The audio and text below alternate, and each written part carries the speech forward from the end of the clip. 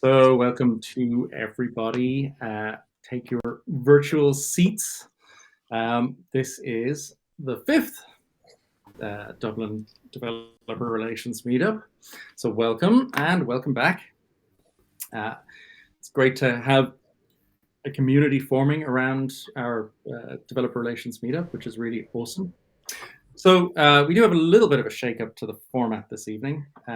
We wish Megan Slater, one of our speakers, a speedy recovery. She reluctantly had to give in and realized she wasn't quite well enough to do herself and CTO Craft justice this evening. But you can still hear about her work. You can always revisit her podcast chat with me from a few months ago. And we discuss her work as a community manager and also the role of CTO and why CTOs need a supportive peer group like CTO Craft.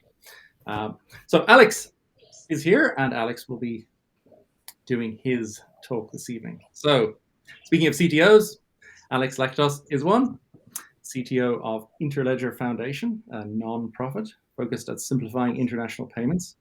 And again, to find out more about Alex's work, you can listen to the podcast episode that I did with him. And that was one of the more interesting ones. This evening, however, he will be telling us about a very useful, powerful, and successful DevRel and software sales hack, which he's implemented previously, building a DevRel culture across an organization. So, Alex, how are you doing? Good. This is the last thing I have to do before I go on holiday. The very last thing. So no pressure. I look a bit disheveled because I'm running late. In true me fashion, I'm running late. It was supposed to be an easy day, a chill day, and it's not. It turns out it's not a chill day. But other than that, all good. Awesome. We are very, very pleased to have you. Yeah. So just a few more words before we let Alex take it away. So again, one of the reasons that this is a virtual meetup and that we forego the pizza and the soft drinks and all that sort of stuff is a virtual meetup that's online is much more inclusive. And we've been really, really pleased to have speakers from all over the world and attendees from all over the world as well. And that's part of the point of doing this online. And also we try to set it up so that it's mostly during working hours, and we try to stick to 1 hour so that you can fit it in when you're at your desk. So thank you for joining us and helping us to build this community. Now, you can view without logging in or registering, but if you do, then you're able to chat and post questions and all that sort of stuff. Alex is going to talk for about 15-20 minutes, and then we'll have a Q&A session for about 10 minutes. The purpose of this meetup, as usual, is to talk about developer relations, the practice of developer relations, learning how to become one, helping each other do developer relations better, and helping each other to foster our communities and support our users. And a final thank you to Vito for hosting us, and of course, Sinead for keeping it all together and making this happen. Alrighty, so Alex, I'm gonna do your intro. How are you looking? I'm good. Anytime I need to share my screen, let me know. I'm ready. Yes. Ready and loaded. Alrighty. So, as mentioned, Alex is the CTO of Interledger Foundation and also a co-founder and contributor of the Developer Avocados newsletter, which is a super digest of interesting articles on dev advocacy. One I look forward to reading each time. Keeps a finger on the pulse of developer relations and the advocacy sector. Most joyously of all, however, Alex has built puns.dev, the worst computer puns on the internet. It's a great site, and you need to bookmark it and visit it whenever you need a little escape. You see what I did there? Alrighty. Take it away, Alex. I know that was gonna be part of the list.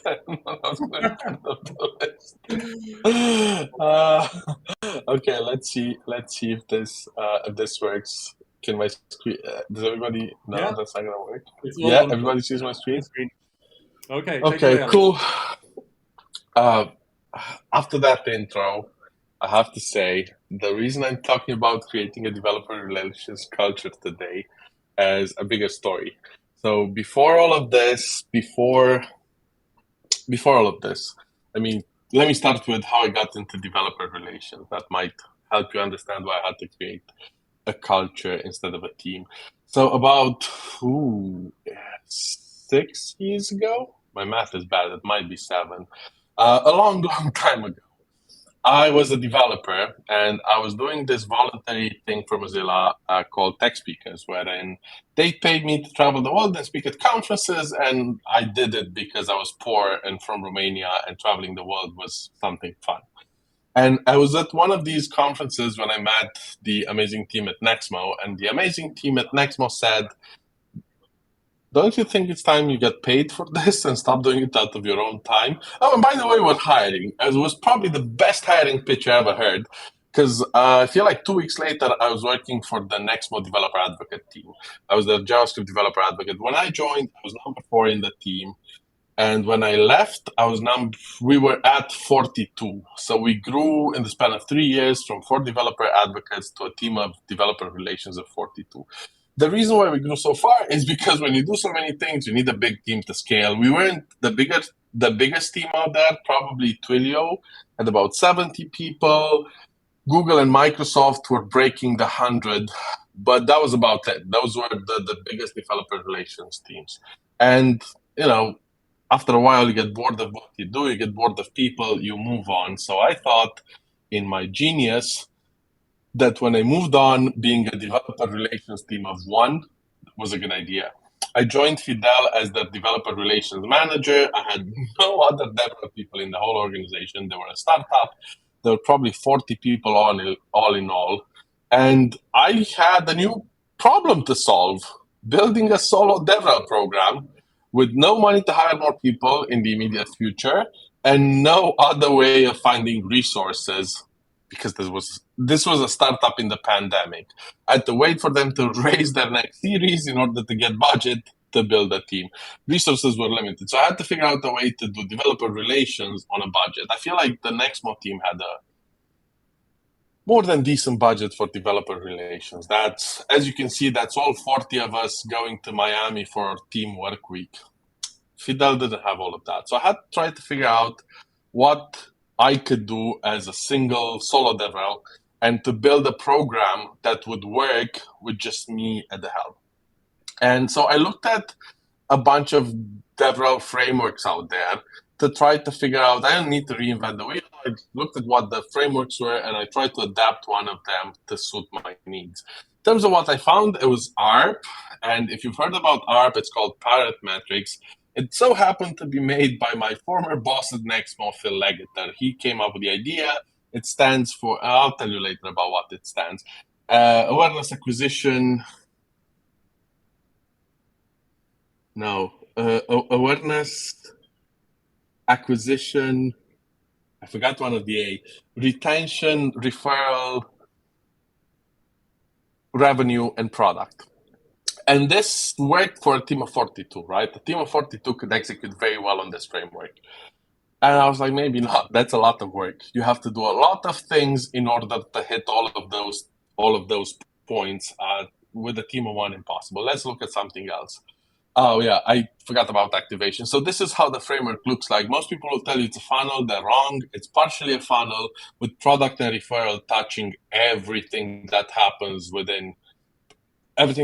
past awareness. The other option I had was something called the orbit model. And in the meantime, the people who came up with the orbit model actually started the company Orbit. Back then, it was just an idea in a very pretty website. Now it's a whole website and a whole platform that helps you implement the orbit model. But even so, back then, the orbit model tells you how to place your community members in relation to how engaged they are to the thing you do. So the people who are most engaged, they're called advocates. The ones who help out occasionally, they're called contributors. The ones who kind of engage with you from time to time, they're called participants. And then at the very edge, the people who are kind of maybe aware of you, they're called observers. and they have two metrics to qualify these people, and that is reach, how many other people can they touch, or how many other people can they interact with, and how much they love you, and that's how you place them in an order. Right? It was a very good model. It was very good at describing communities, but in order to be statistically relevant, it had to be Mozilla. It had to have 40,000 community members. I looked at the Fidel community and tried to apply model to it, the Orbit model. I had an advocate and maybe 100 observers.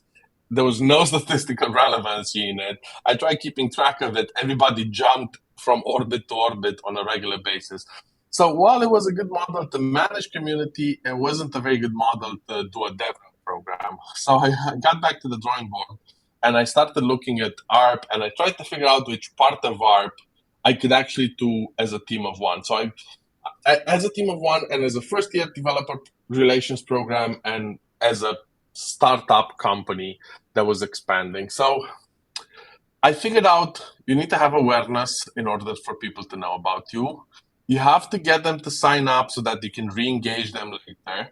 And that's about it. Activating revenue and retention, those are maybe third year activities. I couldn't afford to do them.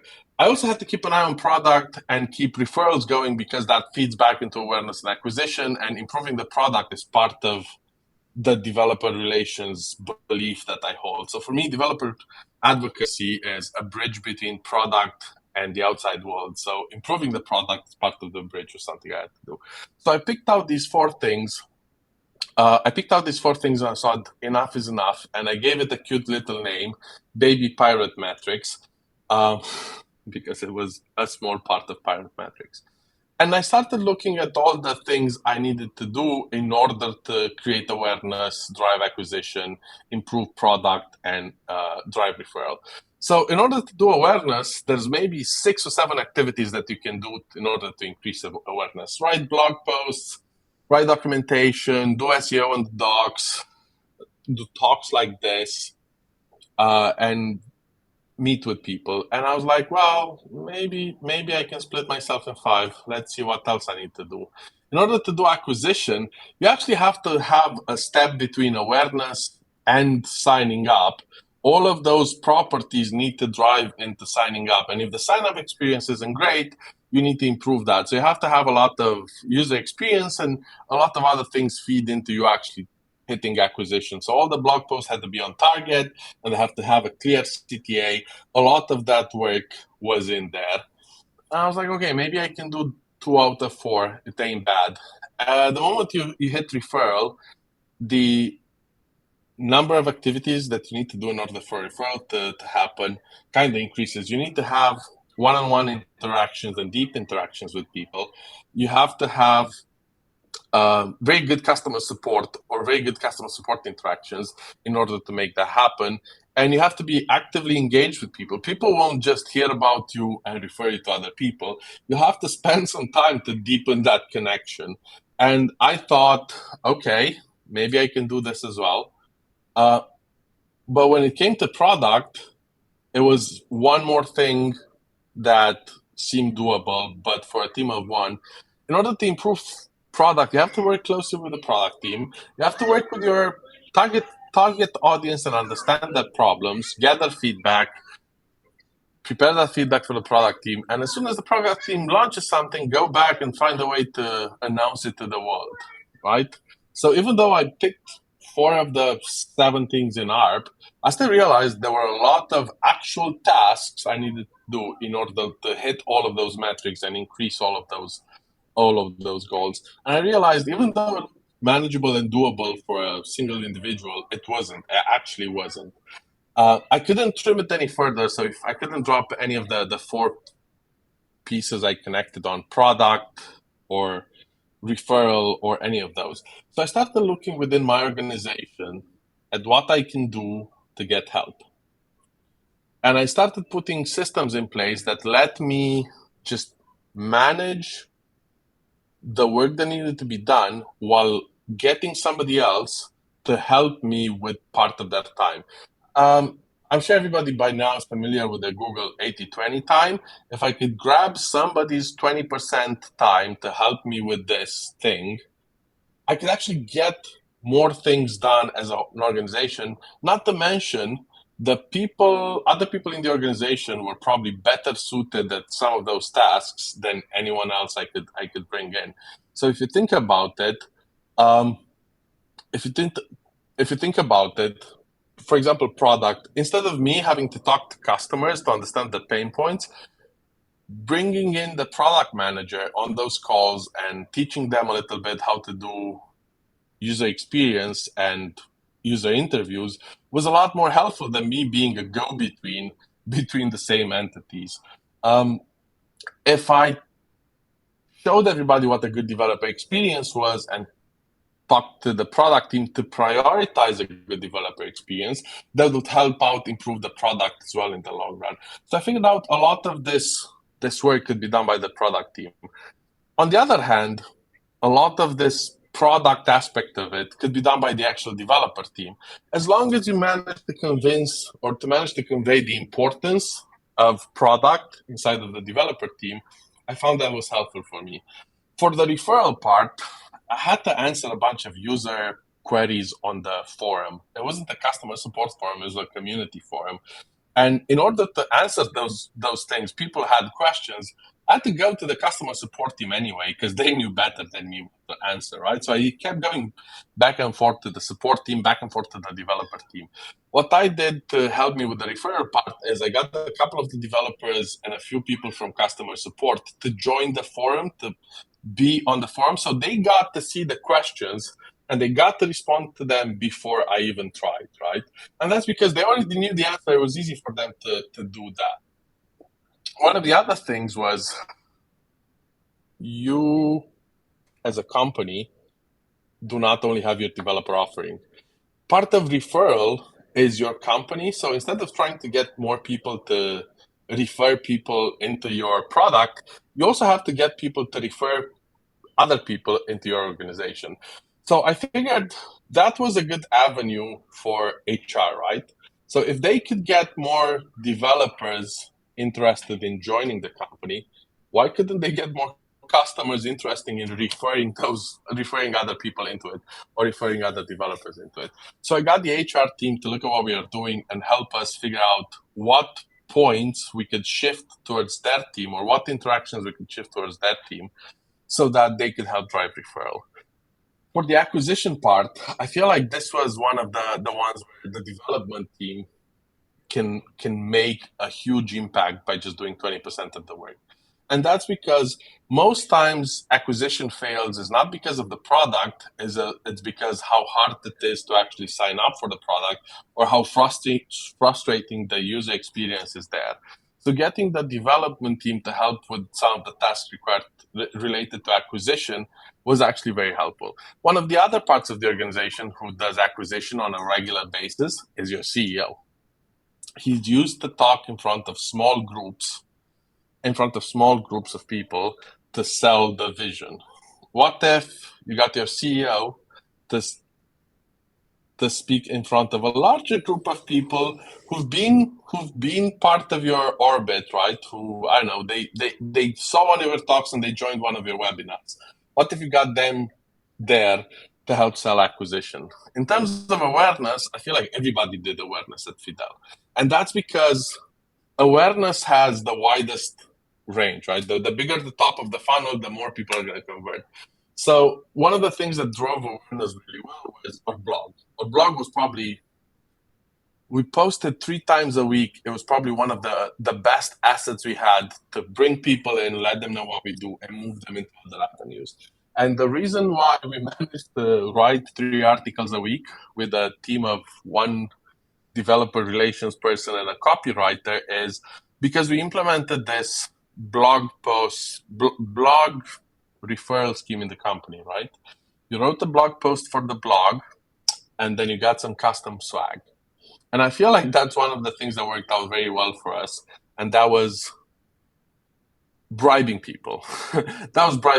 Basically bribing people.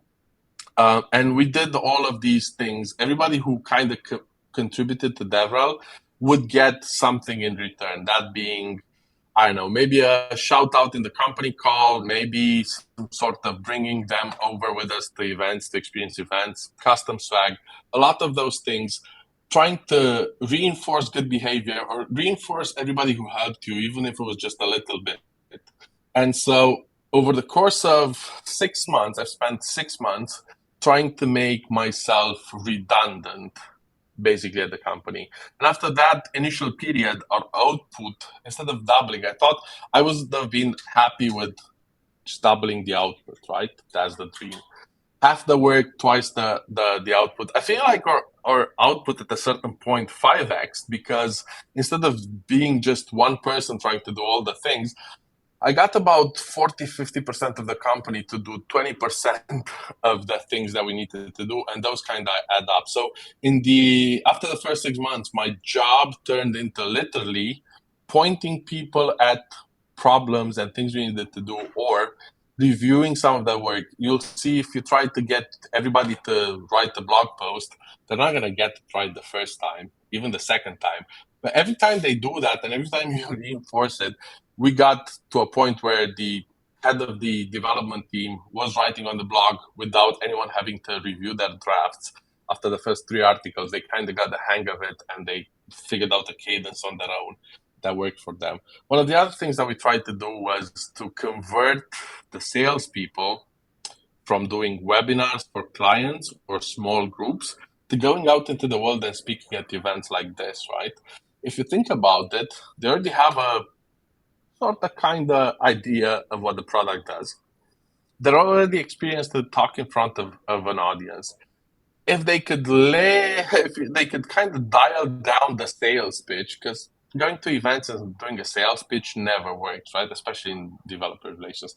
If we could get them to dial down on the sales pitch and get them to just showcase all the cool stuff that we were doing at the company, that helped awareness a lot. So we got quite a lot of the sales team to do online events. It helped that we were in the pandemic, but I feel like this would work well in person as well, because they already travel a lot for work. And while they're out somewhere in the world to have a customer or a client meeting, they could pop by into a meetup in the afternoon and do a 2-for-1 special for the same price. So we ended up changing the culture to the point where the developer relations function acted like a sort of a quarterback, forgive the American football pun, but acting like a sort of a quarterback for the rest of the organization. And the other thing that we tried doing was showcasing all of those gains with the underlying thought of what would a developer want to see in this interaction. So everybody started to put developers first in everything they do as part of their job, because we were an API company. I feel like this doesn't work as well for non-API companies. For example, think Slack, right? They're a chat company who happens to have an API. This changing the culture bit wouldn't work as well for Slack as an organization. It worked way better for something that is developer focused, or that main target audience for the product they're offering are developers. And as I said, if it doesn't succeed at first, try bribing people. I come from a culture, I come from Romania. I come from a culture who tried to legalize corruption at 11 p.m. at night, I think. Bribing people into helping you out goes a long way. Nobody's going to offer help, or nobody's going to do this the first time you ask without grumbling, because they won't understand the outcome. They won't understand why you need help, or they won't understand why they're the best person to do this. Reinforcing this type of behavior, or just plain out bribing people, helps you a lot to change the culture. And yeah, if you change the culture, it becomes a developer relations culture. And I feel like this was, the other thing I forgot to mention is, this doesn't work, or I feel like that this doesn't work if you do not have executive buy-in. And I was very lucky at Fidel that I had executive buy-in, because I was disruptive to the whole organization, right? Changing the culture, shifting the culture needs to happen with executive buy-in. But if you don't have executive buy-in, you can do what I did at Interledger, and that is join the dark side. Go on the executive team and then you have buy-in by default. And I feel like that's what I talked about in the podcast. If you've missed the podcast, I strongly encourage you to listen to it. It's actually one of my better engagements. And that's what we're doing here at Interledger. Instead of having to get executive buy-in, I'm the executive now, one of the executives now. So buy-in is by default. And now everybody at Interledger is thinking about those things. Or development team or engineering lead, on top of the fact that she's doing an amazing job of it, she's speaking in public. And that's because the people who develop the software are the best people to talk about it. You as a developer advocate, you always have secondhand knowledge. You'll have to go to talk to the developer to figure out what they did there and then present it over. Just training your developers to do that presentation bit helps a lot. Our community team sits inside of the tech organization. It's not somewhere in marketing. It's not somewhere on the side, not somewhere in product. And that's because they work with the developers that build the product in order to show them what the community is doing. And I feel like with that I'm done with my rambling, just on the time, just shy of 20 minutes. If you have any questions, happy to answer any questions you might have. Awesome, Alex. Thank you so much. I have to say, I have a great deal of sympathy for you. A DevRel team of one. That is actually not an uncommon experience for people. I was actually recording a podcast this morning, and one of the discussion points that came up in that was not the person I was interviewing, but someone they knew had taken on a developer advocate role, and within 2 weeks, the leadership expected them to be giving a detailed technical talk at a conference on the product. And this person didn't actually last more than 2 months at that job because the expectations from leadership were completely crazy. And this was a scenario where they were just one person. Right? Developer relations was a one-person team. So that issue of burnout is a real thing. You should do a blog post or something with your mini model. The Alex Lakatos. I do have one, but it's split into two. If you go on alexlakatos.com, I did talk about baby pirate metrics in one of the blog posts I have. I'll find it and I'll drop it in chat.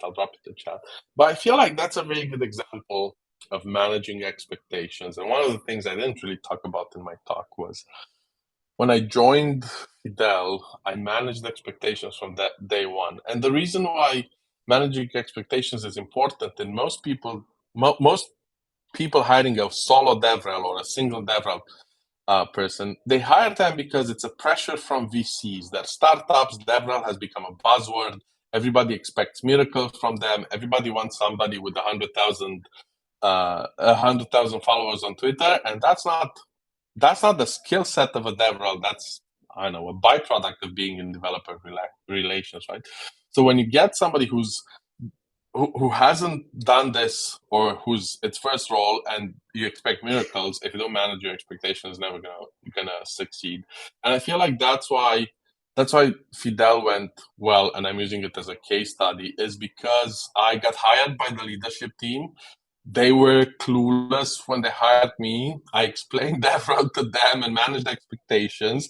And what I thought was an advisory, let me tell you about DevRel because your VC company keeps telling you about DevRel, has turned into a job. And that's because I believed in the product. I really believed in the product, and I kind of made it into there. So the buy-in was very important. The buy-in was there from day one, and the expectations were there from day one. I feel like under promise and over deliver, best thing ever. And that's the only reason why I had that space to explore how do we do DevRel with no budget or no predefined budget, because it's not like there was no budget, right? But for every single thing you wanted to do, you just didn't have a magical pot of gold. You had to go to the CEO and make them sign for it. And 90% of the cases they did sign for it, but it was a whole process to get things approved.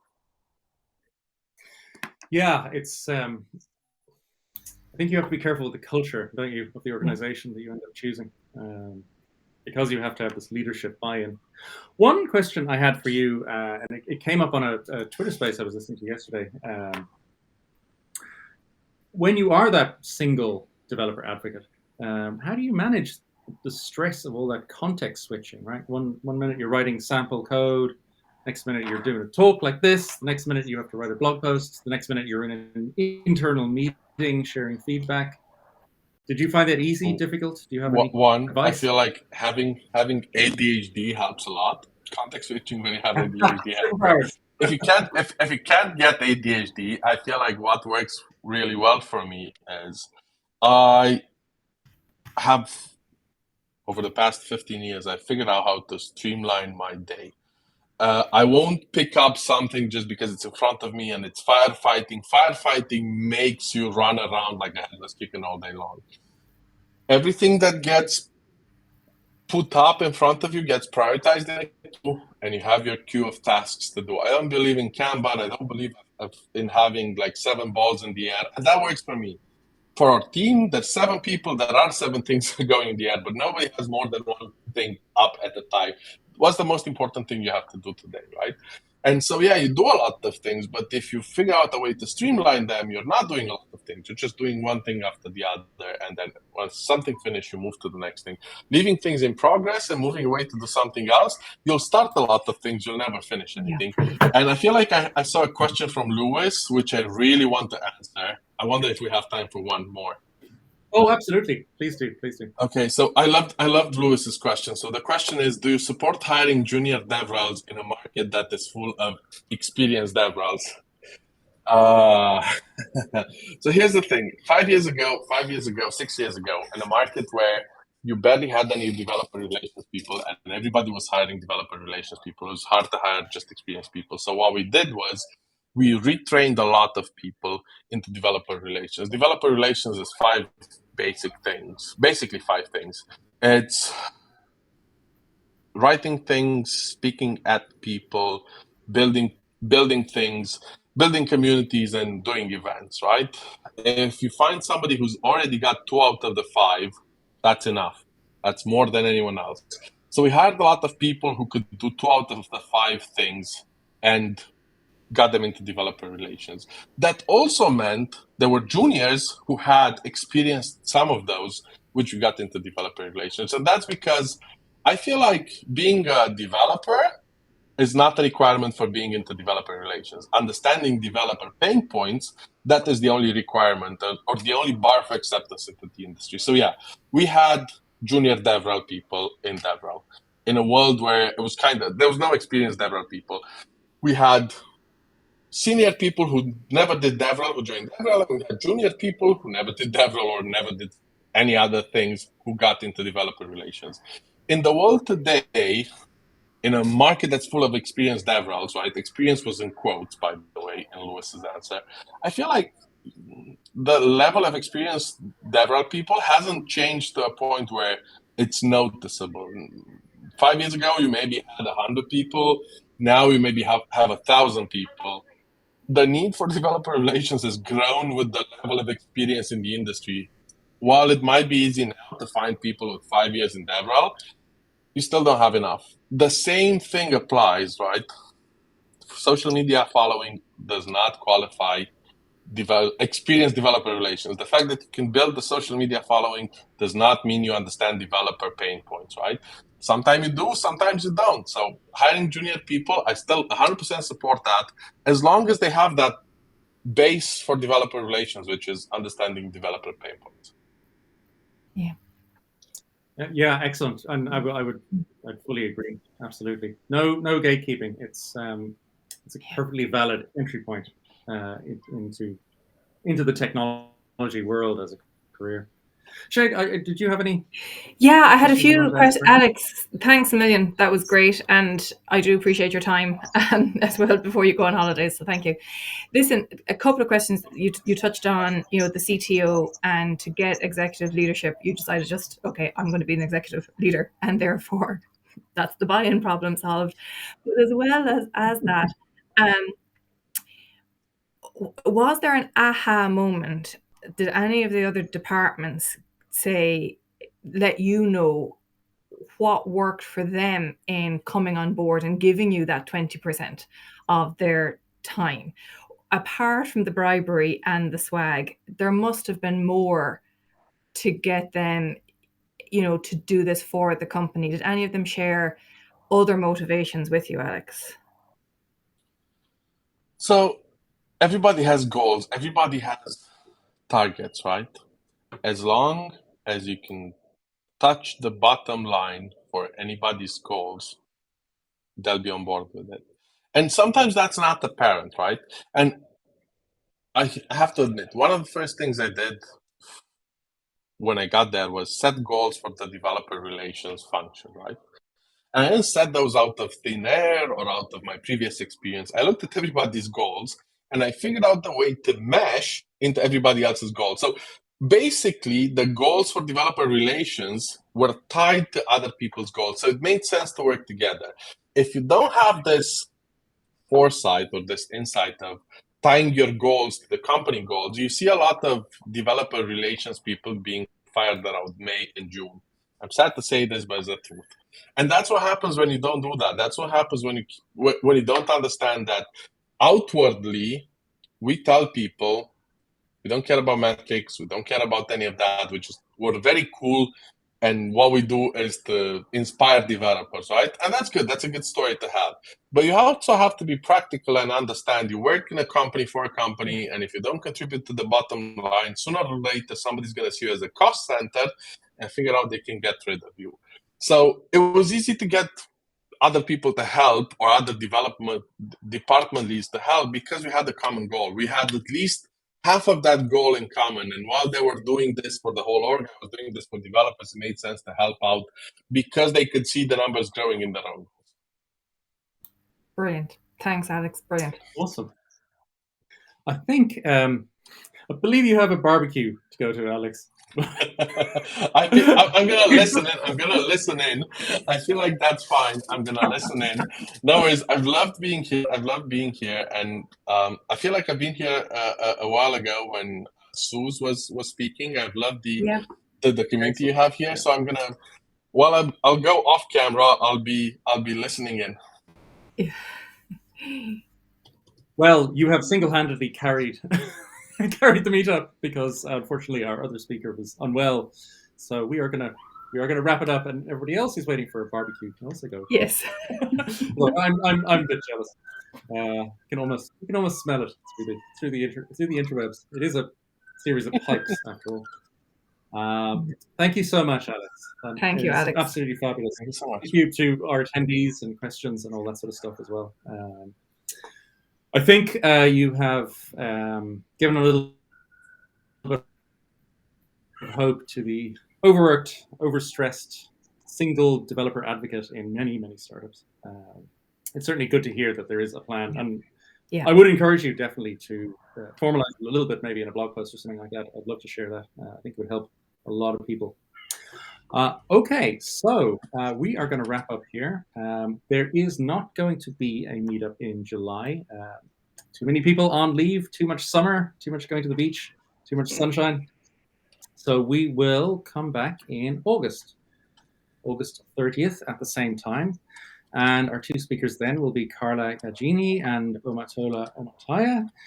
We'll keep you posted on these speakers. Everything will be on devrelmeetup.com, where we will also have all the previous talks and indeed the recording of this one. So thank you very much, and thank you, Alex.